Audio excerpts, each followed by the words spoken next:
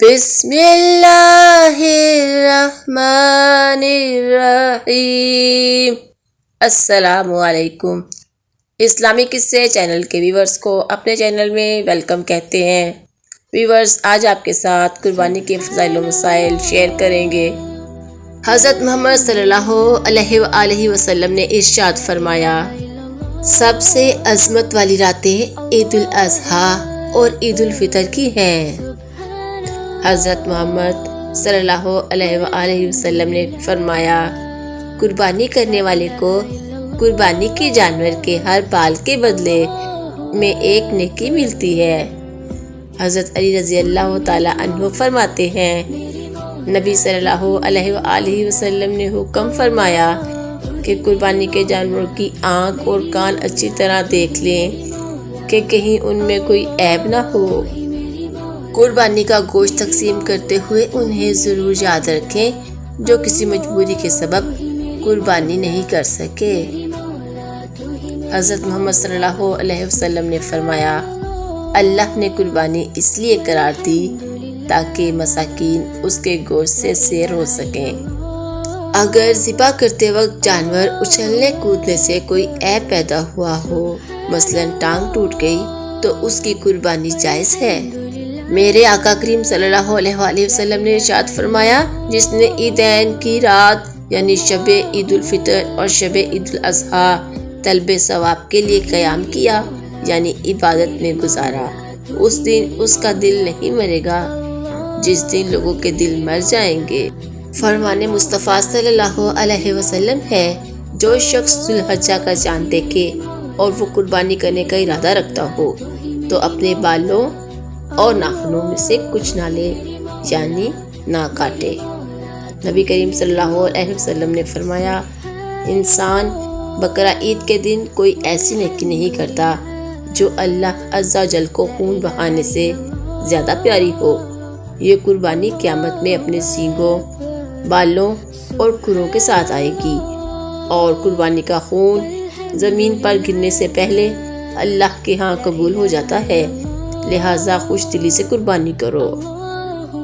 میرے آقا کریم صلی اللہ علیہ وسلم کا معمول تھا کہ نماز عید الاضحیٰ سے فارغ ہونے کے بعد اپنے دست مبارک سے قربانی کے جانور کو ذبح فرماتے اور کلیجی پکانے کا حکم دیتے۔ جب وہ تیار ہو جاتی تو اس سے تناول فرماتے۔ قربانی کرنے والے کے لیے سنت ہے کہ قربانی کے گوشت میں سے سب سے پہلے کلیجی کھائے، کہ اس میں نبی پاک صلی اللہ علیہ وآلہ وسلم کے عمل سے مشابہت اور نیک شگون ہے، کیونکہ اہل جنت کو جنت میں سب سے پہلے اس مچھلی کی کلیجی کھلائی جائے گی جس پر زمین ٹھہری ہے۔ گوشت کا ہر وہ حصہ جو عام دنوں میں استعمال میں لیا جاتا ہے، قربانی کے دنوں میں بھی کام میں لیا جائے۔ میرے آقا کریم صلی اللہ علیہ وسلم نے فرمایا، میں نے تمہیں قربانی کا گوشت 3 دن سے زیادہ کھانے سے منع کر دیا تھا، لیکن اب اسے جب تک چاہو کھاؤ۔ منقول ہے، جو شخص عید کے دن 300 مرتبہ سبحان اللہ و بحمدہ پڑھے اور فوت شدہ مسلمانوں کی ارواح کو اس کا ایصال ثواب کرے تو ہر مسلمان کی قبر میں 1000 انوار داخل ہوتے ہیں، اور جب وہ پڑھنے والا خود مرے گا، اللہ تعالیٰ عز و جل اس کی قبر میں بھی 1000 انوار داخل فرمائے گا۔ عید الاضحیٰ کے دن کی سنتیں: غسل کرنا، بلند آواز میں تکبیرات پڑھنا، نماز عید سے پہلے کچھ نہ کھانا بلکہ نماز پڑھ کر کھانا، عید گاہ تک پیدل چل کر جانا، عید گاہ جاتے اور آتے ہوئے راستہ تبدیل کر لینا۔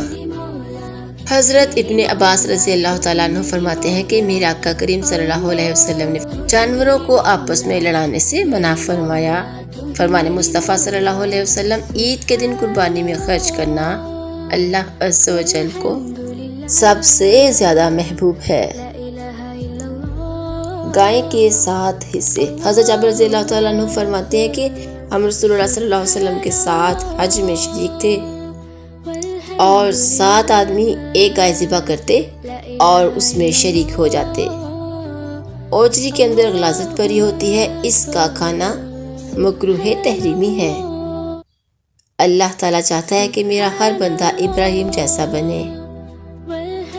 تاکہ اللہ کے لیے یہ اپنے اسماعیل کو قربان کر سکے۔ حضرت عائشہ صدیقہ رضی اللہ تعالی عنہ فرماتی ہیں کہ ایک مرتبہ حضرت علی رضی اللہ تعالی عنہ ہمارے یہاں طویل سفر سے واپس آئے۔ ہم نے انہیں قربانی کا گوشت پیش کیا تو انہوں نے فرمایا کہ میں جب تک نبی کریم صلی اللہ علیہ وآلہ وسلم سے اس کے متعلق خود نہ پوچھ لوں میں اسے نہیں کھاؤں گا۔ چنانچہ انہوں نے آپ صلی اللہ علیہ وآلہ وسلم سے اس کے متعلق پوچھا تو میرے آقا کریم صلی اللہ علیہ وسلم نے ارشاد فرمایا، ایک ذی الحجہ سے دوسرے ذی الحجہ تک قربانی کا گوشت کھا سکتے ہو، یعنی پورا سال اسے استعمال میں لایا جا سکتا ہے۔